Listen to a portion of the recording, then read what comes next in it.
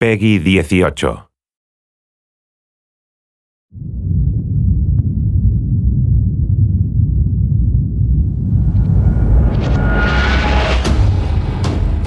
Hey everybody, Zachary Levi here. Over the last few months, we've brought you exclusive behind-the-scenes looks at the final hours of development of Tomb Raider. You've seen Camilla recording her last few lines, Rihanna musing her last few words, and Jason completing the last few notes of the score.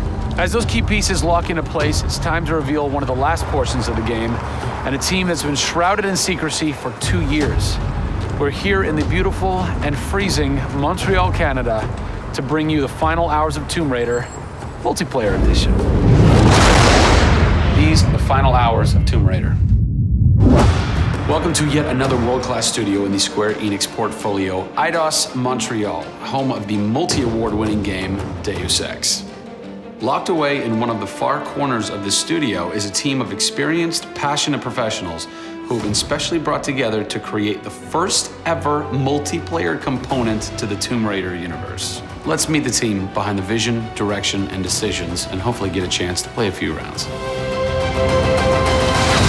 Here we are at Eidos Montreal.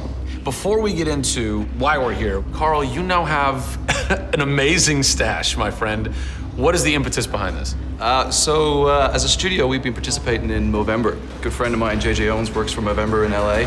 And we set up the gaming challenge, and we brought studios from all around the world together. I think so far we've raised somewhere in the region of $140,000, $150,000. Well done. Been a big success, although my wife doesn't necessarily always approve. She hates it? Oh, my wife wakes up in the No. She morning. says that she hates it. She secretly loves it. What were some of the factors that led to a multiplayer facet to this new Tomb Raider? When we started developing sort of our vision for reimagining Tomb Raider, on paper, it was all about single player. And as we started to build that world out, we had the island, we had the Solarian, the scavengers. We started to realize that we had this canvas. Great warring factions, great landscapes. Yeah, we had all these really awesome places where it was all about traversal and single player. When we started looking at that, we thought, wow, well, what about multiplayer? Part of the genesis of that was Lara Croft and the Guardian of Light that kind of cracked open a door to lead you guys into the multiplayer into here at Eidos Montreal. Guardian of Light was a downloadable, a smaller scale project, and that allowed us to sort of take the risks that we wouldn't necessarily take on a full-blown project. Guardian of Light was our Pixar short.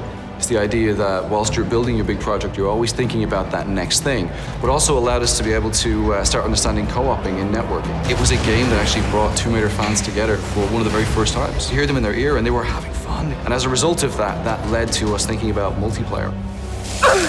Hopefully our single-player experience we're delivering is a very sort of single-player, solitary, immersive type of experience. But at the same time, we believed tomb raiding together with friends would be fun. Tomb raiding, I think that's the first time I've ever heard that term. I like that. It's fun. You know, axe climbing and zip lining and the traversal that we get in there and the traps. For me, it was very sad to have that catch-22 of it would be great to do this in multiplayer, but we just can't split our resources like that. And that's how Eidos Montreal came about. We had staffed up our teams to develop a single player. Everybody was gelling together really well, and it wasn't something that we wanted to just bolt on. We always said if we were going to do it, we're going to do it right. If you could have a fan play the multiplayer for the first time, what do you want them saying? For me, they're kind of different moods. It's not like I do one or the other. It's kind of like sometimes I turn down the lights and just play that single player experience. And other times I want to just jump in and have fun and start killing fools. Joe Curry, producer of multiplayer on Tomb Raider. It's the first time Tomb Raider has ever incorporated multiplayer, and you're in charge of that. Yeah. What's running through your mind when you get that call? Well, first off, exciting, right? I mean, we're all huge fans of Tomb Raider on the team. I mean, we grew up with Lara Croft. But when we spoke to Crystal, like, we want to do multiplayer, and we're thinking, how do you do that? It's always been Lara's story. You've been in charge of creating the first ever Lara Croft Tomb Raider. No pressure. Multiplayer. No pressure, Zach. Thank you. What are some of the main pillars that you brought over from the single player to the multiplayer to make those two worlds cohesive? The element that really stuck out was survival. Group surviving together. Right.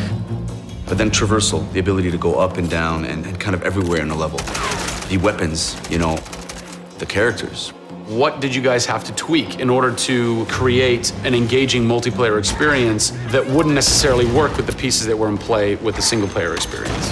One example is the bow. Especially in the reboot, it's so iconic that we had to make it work for multiplayer. You have a certain forgiveness when you play single player. Multiplayer, players expect snappiness. I shoot you, I expect you to go down, or you can just do what I do, which is take out the biggest gun and just run for them and shoot them out.